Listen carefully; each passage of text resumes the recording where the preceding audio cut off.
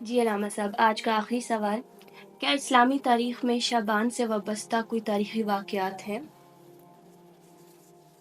شعبان کے حوالے سے سب سے بڑا جو آپ واقعہ کہہ لیں یا احادیث میں ذکر کہہ لیں، وہ یہ ہے کہ نبی پاک صلی اللہ علیہ وسلم نے اس میں ماہ رمضان کی تیاری کی بڑی ترغیب دی ہے اور سمجھایا کہ ایک بہت بڑا مہینہ آ رہا ہے جو اللہ کا مہینہ ہے، جس کو رب نے قرآن میں جس کا ذکر کیا، قرآن کے نزول کا مہینہ ہے۔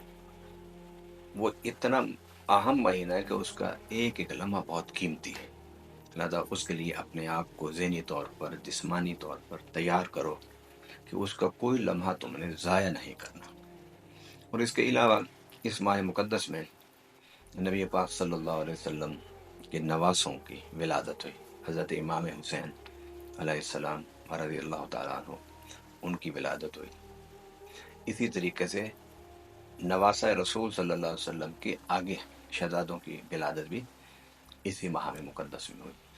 یعنی اس ماہ مقدس کو جو حضور صلی اللہ علیہ وسلم نے فرمایا کہ میرا مہینہ ہے، میرا گمان ہے کہ حضور نے اس لیے فرمایا اور پھر اللہ نے اسے پورا بھی کیا کہ ماہ شعبان میں نبی پاک صلی اللہ علیہ وسلم کے نواسوں کی ولادت ہوئی اور نبی پاک صلی اللہ علیہ وسلم کے نواسوں کے آگے اولاد پیدا ہوئی۔ یعنی چمرستان اہل بیت میں اس ماہ مقدس میں بے شمار پھول کھلے اور اللہ تعالیٰ نے حضور صلی اللہ علیہ وسلم کو اور حضور صلی اللہ علیہ وسلم کی اہل بیت کو اس ماہ مقدس میں نرینہ اولاد عطا فرمائی۔ مثلا جب کافروں نے نبی پاک صلی اللہ علیہ وسلم کی سخت مخالفت کی، حتیٰ کہ انہوں نے منصوبے بنائے حضور کو شہید کر دیا جائے، تو ان میں سے ایک کافر نے کہا کہ تم اتنی محنت کیوں کرتے ہو انہیں شہید کرنے کی، ختم کرنے کی؟ نہ ان کا کوئی بھائی ہے، نہ ان کا کوئی بیٹا ہے، یہ تو ویسے ہی ان کا ذکر ختم ہو جانا ہے، ان کی نسل ہی نہیں ہے، تو یہ آگے کیسے ان کا ذکر اور یہ چیزیں چلیں گی؟ تو اس کا جواب میں رب نے کہا تھا نہ آتے نہ کر فصل لے رب کا ونہر ان نشان کا والا، کہ ہم نے تو اے پیارے حبیب آپ کو خیر کثیر دینے کا فیصلہ کیا۔ اس خیر کثیر میں یہ کہ اللہ تعالیٰ نے حضور کو بیٹے تو عطا فرمائے، لیکن ان تینوں بیٹوں کی وفات بچپن میں ہو گئی۔ اس میں اللہ کی حکمت تھی۔ حکمت یہ تھی کہ اگر حضور کے بیٹے بڑے ہو جاتے اور نبوت نہ ملتی تو یہ حضور کی فضیلت و عظمت میں ایک طرح کی کمی تھی کہ حضور سے پہلے نبی آئے تو ان کے بیٹوں نے نبوت پائی۔ مثلا حضرت یعقوب علیہ السلام کے بیٹے یوسف نبی تھے، اسی طرح حضرت یوسف کے حضرت بنیامین جو ان کے بھائی تھے وہ نبی تھے، حضرت موسیٰ کے بھائی ہارون وہ نبی تھے، حضرت ابراہیم ان کے دو بیٹے نبی تھے، حضرت اسماعیل، حضرت اسحاق۔ تو اللہ تعالیٰ نے اس حکمت کے تحت حضور کو بیٹے تو عطا فرمائے، لیکن وہ بیٹے بچپن میں ہی اللہ نے اپنے پاس بلا لیا۔ یہ حکمت تھی جس کی وجہ سے حضور کے بیٹے جوان نہیں ہو سکے۔ تو اس حکمت کے تحت اللہ تعالیٰ نے بیٹے دیے لیکن بیٹے واپس لے لیے، لیکن حضور کی نسل کو باقی رکھنے کے لیے اپنی شہزادی خاتون جنت سلام اللہ علیہا کو دو بیٹے عطا فرمائے۔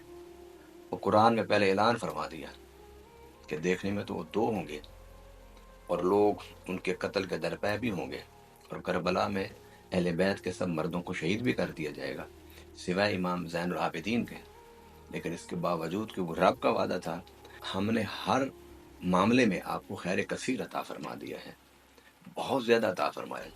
تو رب العالمین نے حضور کے ان دو نواسوں کی برکت سے، شہزادوں کی برکت سے، اتنی اہل بیت کو اولاد عطا فرمائی کہ آج جہاں تک زمین موجود ہے وہاں پر حضور کی آل بھی موجود ہے۔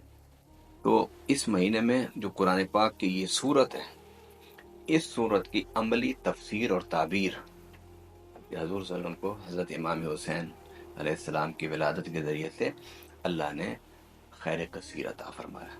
تو اس لیے اس مہینے کی سب سے بڑی خوبی یہ ہے کہ اس میں حضور کے نواسے پیدا ہوئے اور اس میں حضور کے نواسوں کی آگے اولاد پیدا ہوئی۔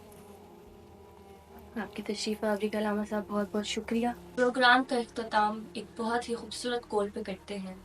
حضرت ذوالنور مصری رحمۃ اللہ علیہ فرماتے ہیں کہ رجب بیج بونے کا، شعبان آبیاری کا اور رمضان پھل کھانے کا مہینہ ہے۔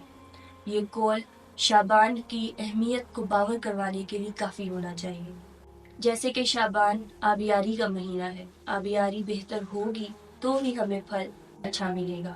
شعبان رمضان کی تیاری کا ایک بہترین موقع ہے۔